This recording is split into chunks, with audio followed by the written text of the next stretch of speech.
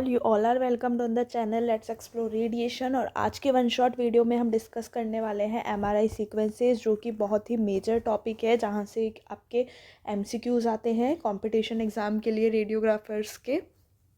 ठीक है, तो इस वीडियो का जो पर्पस है वो है कि जो MCQs आते हैं आपके इस टॉपिक से किस अकॉर्डिंग आते हैं, उस की पॉइंट्स को हाईलाइट करके ये वन शॉट वीडियो है आपके लिए। कि अगर आप ये वन शॉट वीडियो एक बार देख लेते हैं तो आप 98% क्वेश्चंस तो MRI सीक्वेंसेस के बिल्कुल सॉल्व कर सकते हो। और स्टिल अगर आपको किसी भी तरीके का डाउट है तो वो जो मैं हर क्लास में बोलती हूँ, let me know in the comment section और in the live chat please. ठीक है, तो हम स्टार्ट करते हैं हमारा MRI सीक्वेंसेस का वन शॉट वीडियो। और उससे पहले एक और बेनिफिशियल इन्फॉर्मेशन आपके प्रिपरेशन के लिए, जो भी ऐसे स्टूडेंट हैं जो प्रिपेयर कर रहे हैं स्टेट और सेंट्रल लेवल के रेडियोग्राफर के कंपटीशन एग्ज़ाम के लिए, वो एस्पायरेंट्स का कोर्स बाय कर सकते हैं, जो कि आपको नीचे डिस्क्रिप्शन में लिंक दी गई है। उस पर जाके आपको ऐप को डाउनलोड करना है और कोर्स को एक्सप्लोर करना है। फर्स्ट 7 डेज़ के लिए कोर्स बिल्कुल फ्री रहेगा आपके लिए। ठीक है, आफ्टर 7 डेज़ भी जब आप कोर्स बाय करेंगे तो प्राइस है ओनली 499। और इस 499 पे भी अगर आप प्रोमो कोड लगाते हो रेडिएशन तो आपको 10% ऑफ मिलेगा। तो कोर्स को एक्सप्लोर करना बिल्कुल ना भूले, बहुत ही बेनिफिशियल कोर्स रहने वाला है ये आपके प्रिपरेशन को और बेहतरीन बनाने के लिए। ठीक है, और ये जो वन शॉट वीडियोस है, मैं ये भी बता देती हूँ, जो वन शॉट वीडियोस है वो आपके थ्योरेटिकल, ठीक है, थ्योरेटिकल कंसेप्ट्स के लिए भी बहुत बेनिफिशियल्स रहने वाले हैं। ठीक है, थ्योरेटिकल जो कंसेप्ट्स है आपके, मतलब जो आप थ्योरी पढ़ रहे हो, तो ये वन शॉट वीडियो जो है वो आपकी थ्योरी को और बेहतरीन बनाने के काम आने वाले हैं। MCQ सॉल्व होंगे वो तो है ही, लेकिन अगर आप कुछ ऐसे मान लो कि कोई ऐसा स्टूडेंट है जिन्होंने प्रिपरेशन शुरू ही करी है, उसे नहीं पता है हमारा सीक्वेंसेस इतने अच्छे से, तो वो क्या करेगा, इस वन शॉट वीडियो को भी एक बार गो थ्रू कर लेगा, तो आई थिंक कि बहुत ज़्यादा बेनिफिशियल है। और जिन्होंने प्रिपरेशन कर रखी है उनके लिए तो है ही one shot video as a revision. ठीक है, तो स्टार्ट करते हैं हम बेसिक MRI सीक्वेंसेस पे जो हमारी वन शॉट वीडियो है। वेट,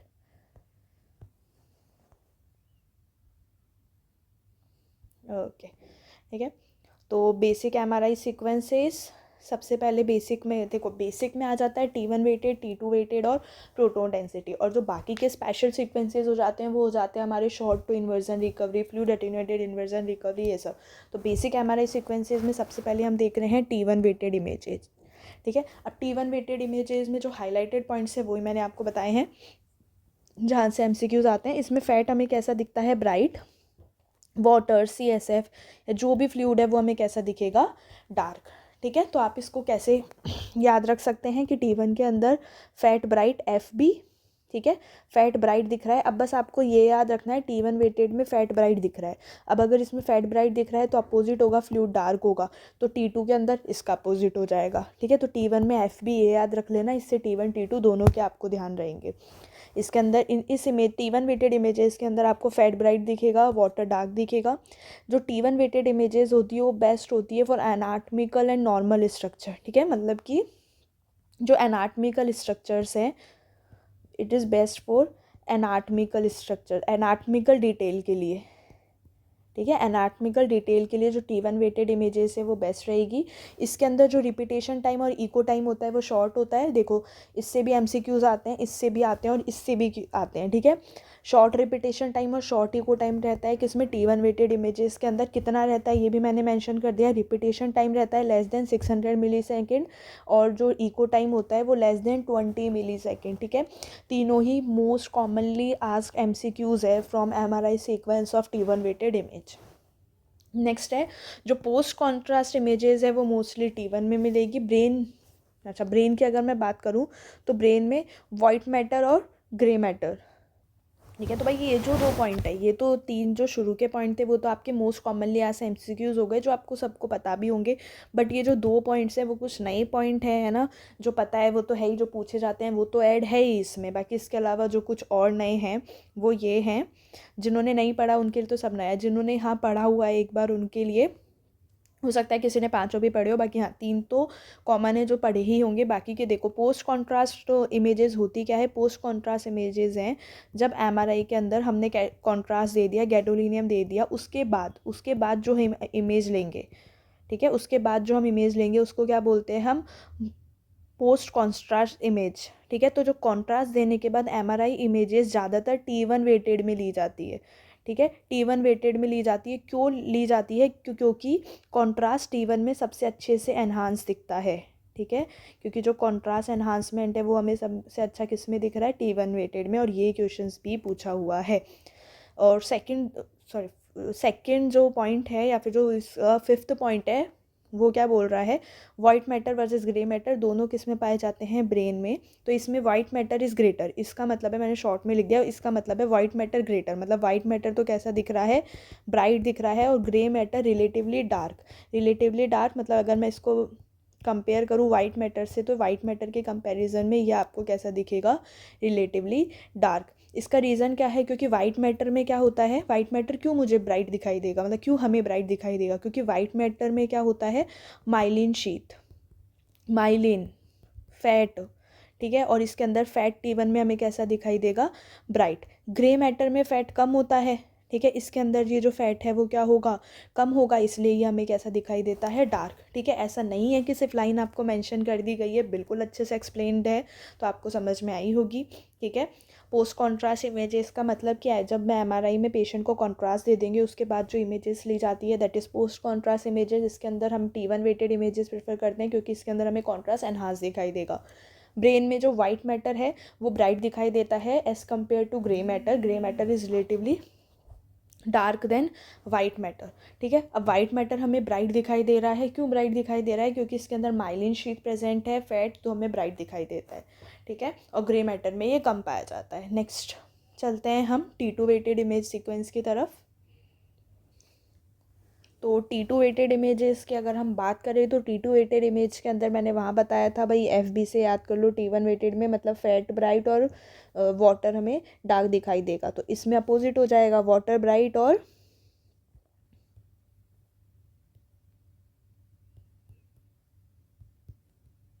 फैट डार्क, ठीक है। यहाँ पे वाटर या CSF हमें ब्राइट दिखाई देगा और फैट डार्क दिखाई देगा, ये मैं आगे लिखना भूल गई थी, ठीक है।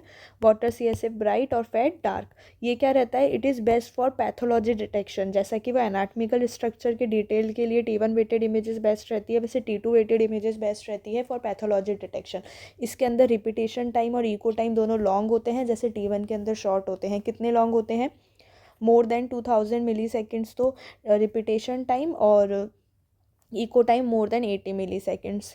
एडेमा, ट्यूमर, इन्फेक्शन, ये सब क्या हो गई? पैथोलॉजी तो है, तो ये सब हमें कैसे दिखाई देगा? ब्राइट। तो अगर मेंशन कर देते हैं कई बार MCQ के अंदर, एडेमा आपको कौन से टाइप के MRI सीक्वेंस में ब्राइट दिखाई देगा, मतलब कौन सा बेस्ट रहेगा ऐसी कंडीशन में, तो कौन सा रहेगा? T2 weighted images. इसके अंदर क्या हो जाएगा? अपोजिट हो जाएगा। जैसे कि वाइट मैटर हमें उसमें ब्राइट दिख रहा था, यहाँ पे हमें वाइट मैटर कैसा दिखाई देगा? डार्क, और ग्रे मैटर ब्राइट दिखाई देगा as relative to the white matter, ठीक है। क्लियर है? नेक्स्ट अब हम चलते हैं प्रोटोन डेंसिटी। प्रोटोन डेंसिटी क्या होता है? Signal depends on number of hydrogen protons. इसके अंदर जो सिग्नल है वो किस पे डिपेंड कर रहे हैं? और नंबर ऑफ हाइड्रोजन प्रोटोन्स, मतलब हाइड्रोजन प्रोटोन्स कितने हैं उस पर। शॉर्ट इको टाइम है, लॉन्ग रिपीटेशन टाइम है। इसके अंदर ये याद रखना पूछा जाता है कि इसके अंदर इको टाइम शॉर्ट रहता है और रिपीटेशन टाइम लॉन्ग रहता है। ये सिग्नल किस पे डिपेंड कर रहा है कि भाई हाइड्रोजन प्रोटोन्स कितने प्रेजेंट है। Used in MSK। MSK का मतलब क्या हो गया? मस्क्यूलोस्केलेटल, ठीक है। तो ये मस्क्यूलोस्केलेटल में इमेजिंग में हमें काम आएगा। जैसे नी, हमें मेनिस्कस देखना है या कार्टिलेज देखना है, तो उसके अंदर हम कौन सा सीक्वेंस प्रेफर करेंगे? Proton density. इसके अंदर फैट और वाटर दोनों ही हमें रिलेटिवली ब्राइट दिखाई देंगे। नेक्स्ट सीक्वेंस से हम चालू कर रहे हैं हमारे स्पेशल सीक्वेंसेस। स्पेशल सीक्वेंस के अंदर हम देखते हैं हमारे कौन कौन से आ जाएंगे। इसके अंदर आ जाएगा हमारा fluid attenuated, short tau inversion, gradient echo, ये और भी हैं, और ये सब हमारे स्पेशल सीक्वेंस हो जाएंगे। तो हम शुरू करते हैं। ओवरऑल तो 4 सीक्वेंस है ये, और स्पेशल सीक्वेंस का पहला फ्लूइड अटेन्यूएटेड इन्वर्जन रिकवरी। इसके अंदर क्या हो जाता है? बेसिकली CSF सप्रेस्ड हो गया, मतलब सेरेब्रोस्पाइनल फ्लूइड सप्रेस्ड हो गया। इसका मतलब ये हमें कैसा दिखाई देगा? डार्क, ठीक है। जो भी पैथोलॉजी होगी नियर सेरेब्रोस्पाइनल फ्लूइड वो हमें कैसी? एकदम क्लियर दिखाई देगी। ये बेस्ट रहता है MS प्लेक्स, इन्फेक्ट या मेनाइंजाइटिस केसेस में। तो कौन से कौन से केसेस के अंदर हम ये प्रेफर कर लेंगे, प्लेग्स, इन्फेक्ट और मेनाइंजाइटिस के केस में हम fluid attenuated inversion recovery prefer कर सकते हैं, क्योंकि सेरेब्रोस्पाइनल फ्लूइड तो सप्रेस्ड हो गया और उसके पास वाली पैथोलॉजी हमें बिल्कुल क्लियरली दिख जाएगी। नेक्स्ट है शॉर्ट टू इन्वर्जन रिकवरी। तो भाई फ्लूइड अटेन्यूएटेड इन्वर्जन रिकवरी में जैसे कि CSF सप्रेस्ड हो गया था, वैसे शॉर्ट टू इन्वर्जन रिकवरी के अंदर क्या सप्रेस्ड हो जाता है, फैट सप्रेस्ड हो जाता है, नल भी बोल देते हैं ना इसको, नलिफाई द सिग्नल। ठीक है, ये बेस्ट रहता है बोन मैरो एडिमा और ट्रॉमा केसेस में। ये सब में मैंने मेंशन इसलिए किया है कि भाई कौन से केसेस में बेस्ट रहता है। मान लो कि कभी पेपर का लेवल हाई लेवल आ जाता है तो उसमें नहीं पूछेगा सीधा सीधा, उसमें पूछेगा कि भाई अगर ये वाला केस है तो आप कौन सा सीक्वेंस प्रेफर करोगे। तो मैंने जो कॉमन 2-3 एग्जाम्पल थे वो मैंने पुट ऑन कर दिए हैं। ठीक है, तो best for bone marrow oedema and trauma. इसके अंदर जो इन्वर्जन टाइम है, शॉर्ट टू इन्वर्जन रिकवरी, तो मतलब इन्वर्जन रिकवरी सीक्वेंस है, तो इसके अंदर जो इन्वर्जन टाइम है वो कितना रहता है, 150 to 180 मिली सेकेंड। ये इसलिए मेंशन किया है क्योंकि ये पूछा हुआ है। ठीक है, it can not be use after contrast. Patient में कॉन्ट्रास्ट एडमिनिस्ट्रेट करने के बाद हम short tau inversion recovery use नहीं कर सकते। ये MCQs भी में आ सकता है, तो याद रखना कि भाई कौन सा ऐसा सीक्वेंस है जो कि हम कॉन्ट्रास्ट के बाद नहीं यूज़ करते, तो that is short tau inversion recovery. Next है हमारा gradient echo. Gradient echo sequence जिससे भी क्वेश्चंस आते हैं, सबसे पहले तो sensitive to blood calcium metal. ठीक है, कौन ग्रेडियंट इको सीक्वेंस किसके सेंसिटिव है, blood calcium metal, used in haemorrhage. ठीक है, हेमरेज मतलब माइक्रो ब्लीड्स के अंदर भी हम कौन सा सीक्वेंस प्रेफर करते हैं, बिकॉज सेंसिटिव टू ब्लड, तो कौन सा, ग्रेडियंट इको। फास्टर होता है than spin echo, spin echo से फास्टर सीक्वेंस है कौन सा हमारा, gradient echo. Produces susceptibility artefact, मैंने ही अभी कुछ शायद 2-3 दिन पहले शायद 100 MCQs वाली क्लास में ये क्वेश्चन था कि भाई कौन सा सीक्वेंस है जो कि सबसे ज़्यादा ससेप्टिबिलिटी वाला, ऐसा क्वेश्चन था। तो यही था आंसर इसका कि produces susceptibility artefact with sequence more, that is gradient echo. ठीक है, नेक्स्ट है हमारा susceptibility weighted imaging. Susceptibility weighted imaging क्या होता है, ये बहुत ज़्यादा सेंसिटिव है माइक्रोब्लीड्स के। ठीक है, वो तो मैंने क्या बोला था, it is sensitive to microbleeds, but susceptibility weighted imaging very sensitive to microbleeds. आगे लाइन मेंशन भी करी है, it shows veins iron haemorrhage, ये आगे मैंने मेंशन किया है, better than gradient echo for blood products. ठीक है, क्योंकि ये बहुत ज़्यादा सेंसिटिव है माइक्रोब्लीड्स के लिए। नेक्स्ट है हमारा DWI, diffusion weighted imaging. Diffusion weighted imaging क्या करता है, detects Brownian motion of water, जो वाटर मॉलिक्यूल्स के मूवमेंट्स हैं उनको डिटेक्ट करेगा। एक्यूट स्ट्रोक जो है उसके लिए बेस्ट रहता है डिफ्यूजन वेटेड इमेजिंग। ये जो एक्यूट स्ट्रोक है वो हमें बहुत ही ब्राइट दिखाई देगा डिफ्यूजन वेटेड इमेजिंग, क्योंकि जो डिफ्यूज़न है वो क्या हो जाता है इसमें, रिस्ट्रिक्टेड। ठीक है, जो B वैल्यू रहती है कॉमनली वो इसमें कितनी रहती है, 0 and 1000। ठीक है, अच्छा B वैल्यू होता क्या है, B वैल्यू क्या हो जाता है, विच क्वान्टिफाइज the strength of diffusion.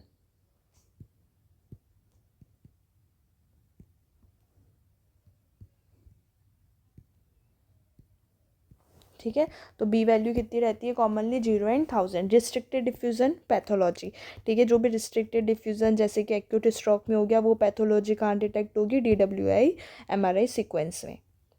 Next होता है अपेरेंट डिफ्यूजन कोफिशिएंट। क्या है, तो ये क्या कंफर्म करता है, ट्रू डिफ्यूजन रिस्ट्रिक्शन। ठीक है, it will confirm true diffusion restriction. Acute infect के अंदर, एक्यूट इन्फेक्ट के अंदर जो अपेरेंट डिफ्यूजन कोफिशिएंट है वो हमें डार्क दिखाई देगा।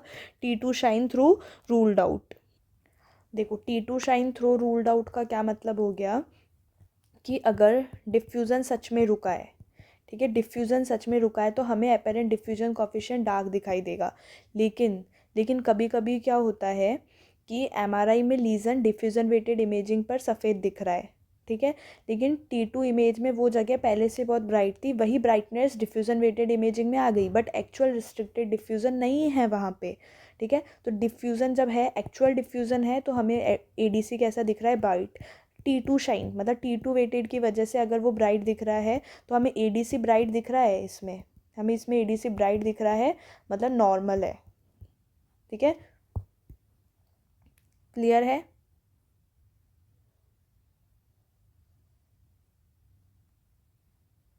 ठीक है, तो ये फॉल्स ब्राइटनेस होती है। तो नेक्स्ट पे चलते हैं हम। एमआरए मैग्नेटिक रेजोनेंस इमेजिंग के अंदर क्या होगा,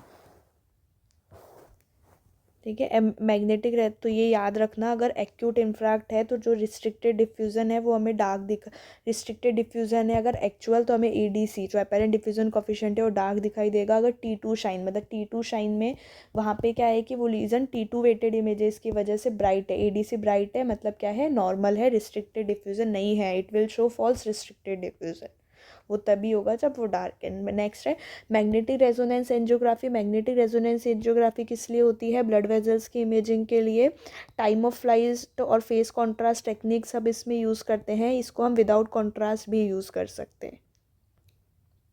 नेक्स्ट है MRCP मैग्नेटिक रेजोनेंस कैलेंजोपेंक्रियाटोग्राफी।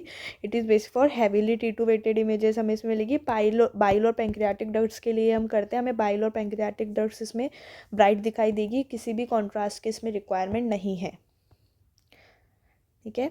नेक्स्ट जो है वो क्या है, contrast enhanced MRI. Contrast enhanced MRI का मतलब कि जिस पेशेंट में हमने पेशेंट को कॉन्ट्रास्ट एडमिनिस्टर करके उसकी एमआरआई कर रहे हैं, तो ये गैडोलिनियम कॉन्ट्रास्ट यूज़ करता है। पैथोलॉजी एनहांस हमें दिखाई देगी ऑन, एक मिनट, पैथोलॉजी एनहांस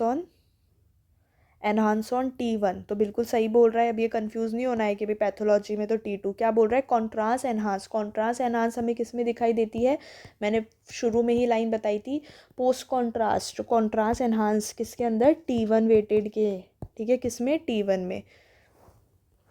देखो अब BBB ब्रेक डाउन का मतलब क्या हो गया, BBB तो पता ही है सबको क्या होता है, ब्लड ब्रेन बैरियर, ठीक है। तो ये क्या है, ये एक तरीके की दीवार है, तो जो क्या करती है, खून में जो भी चीज़ होगी, मतलब हमारे ब्लड में जो भी चीज़ होगी उसे सीधे ब्रेन में जाने से रोकेगी, सिर्फ ज़रूरी चीज़ों को ही अंदर जाने देगी। तो अगर नॉर्मल कंडीशन है तो जो कॉन्ट्रास्ट है, जो गैडोलिनियम है,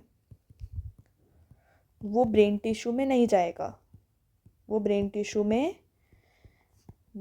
में नहीं जाएगा। तो हमें जो T1 पोस्ट कॉन्ट्रास्ट इमेज है वो नॉर्मल ब्रेन में एनहांस नहीं होगी, ठीक है। नॉर्मल ब्रेन के अंदर जो एनहांसमेंट,